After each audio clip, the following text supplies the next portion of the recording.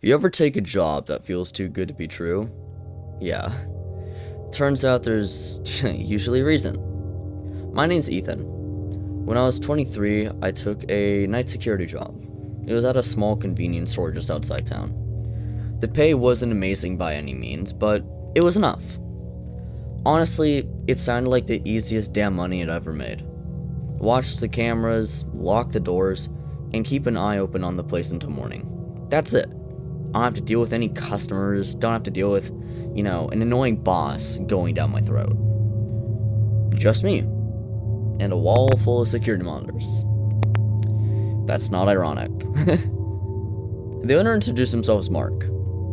My first impression of him was I liked him. He was probably in his mid-40s, always smiling, always polite.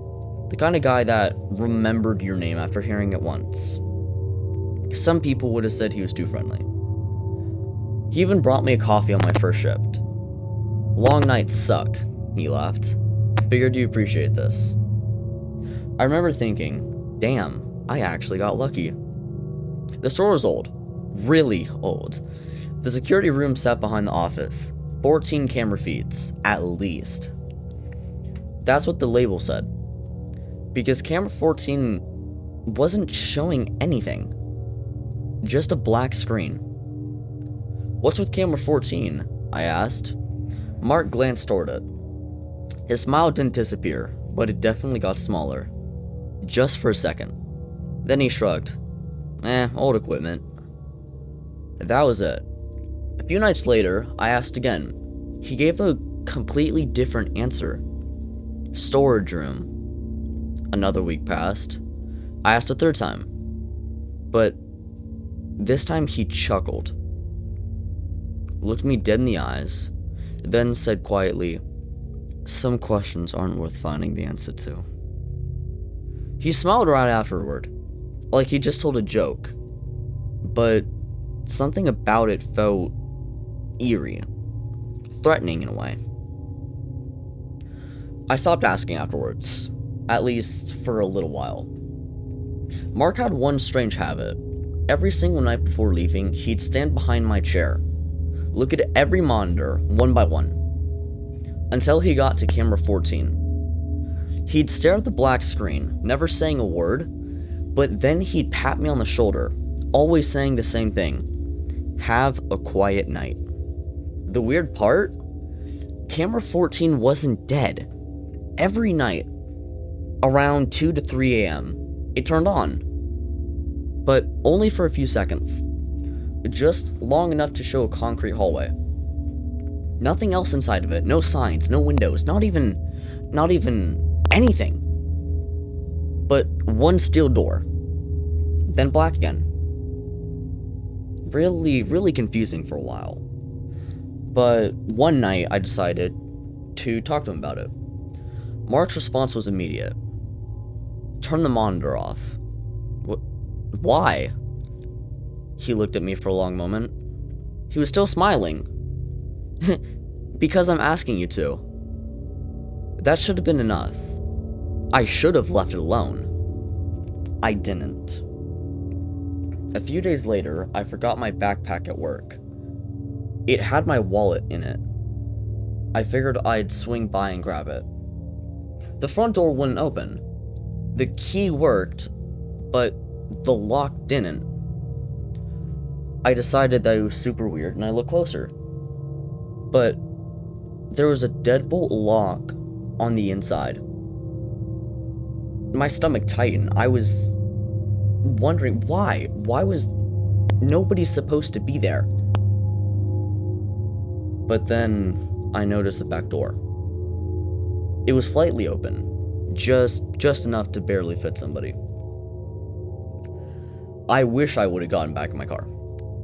Instead, I decided to walk in. The store was dark, darker than normal. Even the refrigerators were silent. Then I heard it. A muffled voice.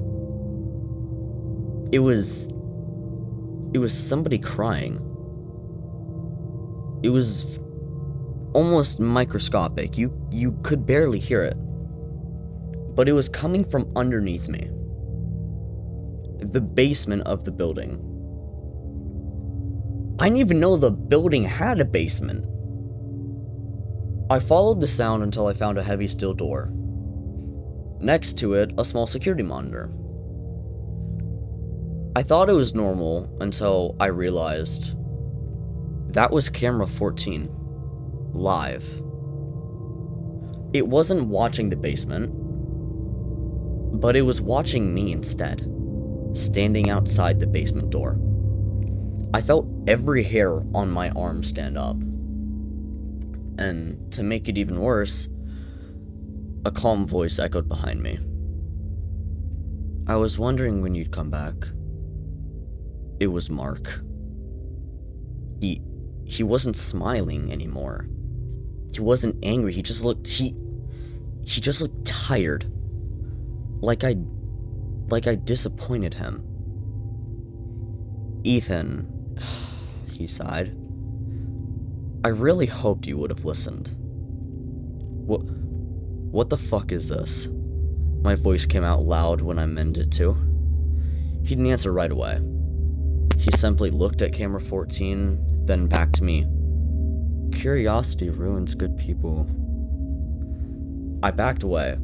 He took one step forward. He was still calm, still measured, like he had planned this out the entire time. Move, I said. I can't do that.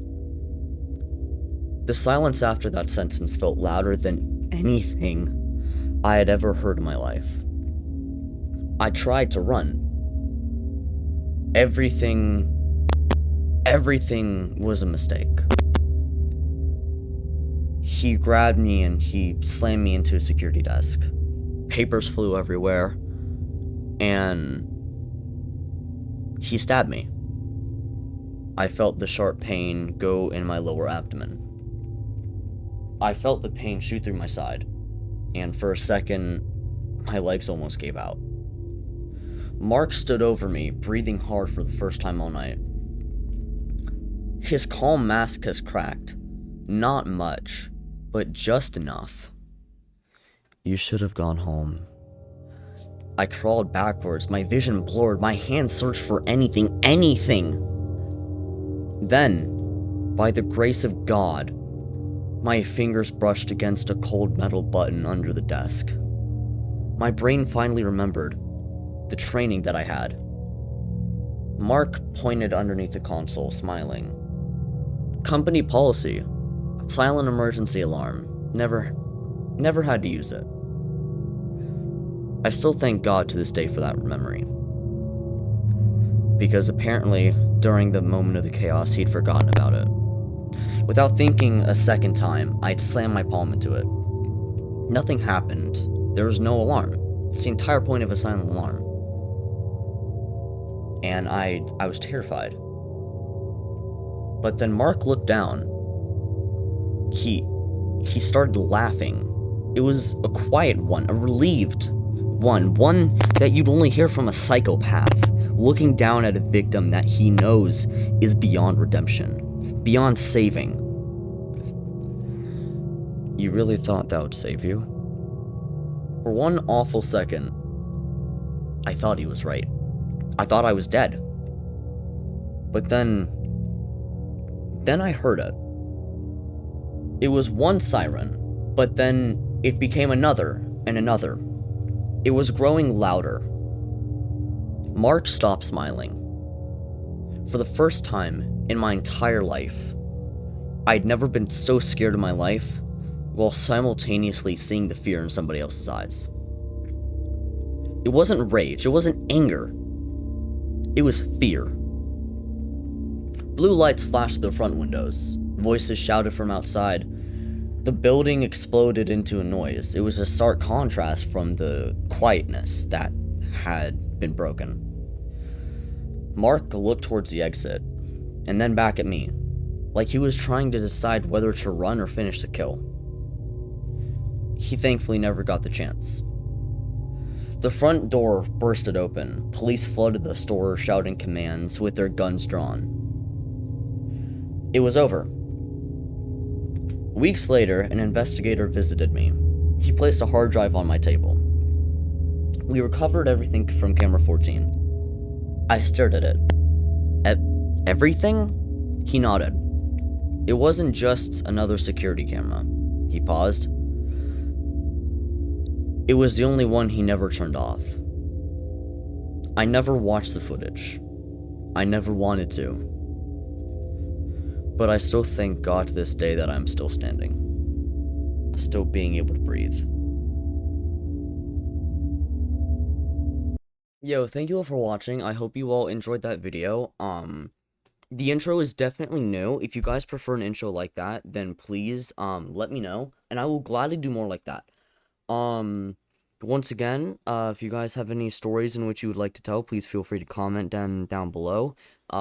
Be sure to like and subscribe. Be safe, everybody, and, yeah. I hope you all have a great rest of your night, day, evening, whatever it is for you. Be safe out there, mates.